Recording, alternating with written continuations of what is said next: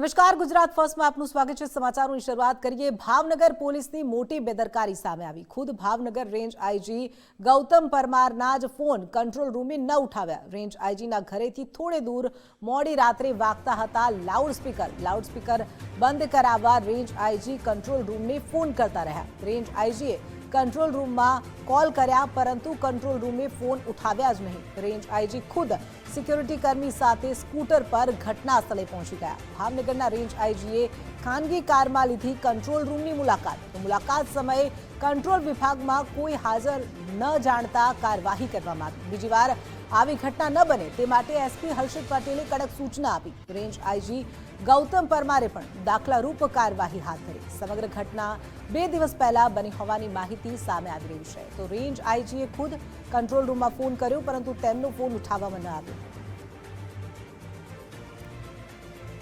વધુ વિગતો સાથે સંવાદદાતા કૃણાલ જોડાઈ ગયા છે। કૃણાલ, જે પ્રકારે ભાવનગર પોલીસની મોટી બેદરકારી સામે આવી છે, ખુદ રેન્જ આઈજીએ જ્યારે ફોન કર્યો કંટ્રોલ રૂમમાં, તો તેમનો જ ફોન ઉઠાવવામાં ન આવ્યો, શું વધુ વિગતો?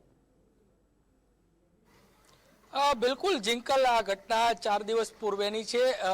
રેન્જ આઈજીના નિવાસસ્થાન નજીક જ એક ડાયરાનો પ્રોગ્રામ હતો ને તે પ્રોગ્રામમાં લાઉડ સ્પીકર છે તે મોડી રાત સુધી ચાલતું હતું, વગાડવામાં આવતું હતું। તેને જ લઈને કહી શકાય કે રેન્જ આઈજી દ્વારા કંટ્રોલમાં પણ તેની જાણ કરવામાં આવી હતી, પરંતુ કંટ્રોલના કહી શકાય કે ફોન પણ રિસીવ નહોતા થયા। સાથે કંટ્રોલની વાત કરીએ તો કંટ્રોલના એક પણ અધિકારી કે ત્યાંના કોઈ કર્મચારીઓ ત્યાં હાજર નહોતા। એટલે એકંદરે જોઈએ તો સામાન્ય લોકો હોય છે તેની શું દશા થતી હશે તે ચોક્કસથી આ ઘટના ઉપરથી સમજી શકાય છે। કેમ કે જે પ્રમાણે ભાવનગરના જે રેન્જ આઈજી છે તેના દ્વારા કહી શકાય કે જે ગંભીર જે લાઉડ સ્પીકર વાગતું હતું તેને લઈને ગંભીરતા લેવામાં આવીને ત્યારબાદ કહી શકાય ખુદ રેન્જ આઈજી છે તે રાત્રે એક બાઇકમાં જઈ અને સ્થળ તપાસ કરી તો ત્યારે ખબર પડી કે જે પ્રમાણે આ કંટ્રોલ રૂમ છે તે કંટ્રોલ રૂમમાં એક પણ કર્મચારી હાજર નથી, એક પણ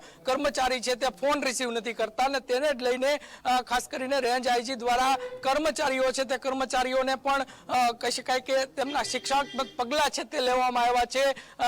અધિકારીએ છે તે અધિકારીને 15,000નો દંડ આપવામાં આવ્યો છે, તો જે બેદરકાર કર્મચારીઓ હતા તે કર્મચારીઓને 10,000 રૂપિયાનો જે દંડ છે તે રેન્જ આઈજી દ્વારા આપવામાં આવ્યો છે। જોકે વાત કરીએ તો આ જે ભાવનગર પોલીસ બેડામાં આ જે ઘટના છે તે ઘટનાથી ચોક્કસથી કહી શકાય કે ખળભળાટ મચી ગયો છે। કેમ કે સામાન્ય લોકો જ્યારે મદદ માંગતા હોય પોલીસ સમક્ષ, પણ ખુદ પોલીસ જ કહી શકાય કે તેમના જે ઉપલા અધિકારીઓ છે તેમનું જે ફોન રિસીવ ન થતો હોય એ કેટલું યોગ્ય એ પણ જાણવું મુશ્કેલ બન્યું છે। જિંકલ જી, વિગતો સાથે જોડાવા બદલ આપનો આભાર। તો ભાવનગર પોલીસની ઘોર બેદરકારી સામે આવી। જ્યારે રેન્જ આઈજી ગૌતમ પરમારે ફોન કર્યો ત્યારે કંટ્રોલ રૂમ દ્વારા તેમનો જ ફોન ઉઠાવવામાં ન આવ્યો। સમગ્ર ઘટનાને 2 દિવસ થઈ ગયા છે અને આ મામલે કાર્યવાહી થઈ રહી છે।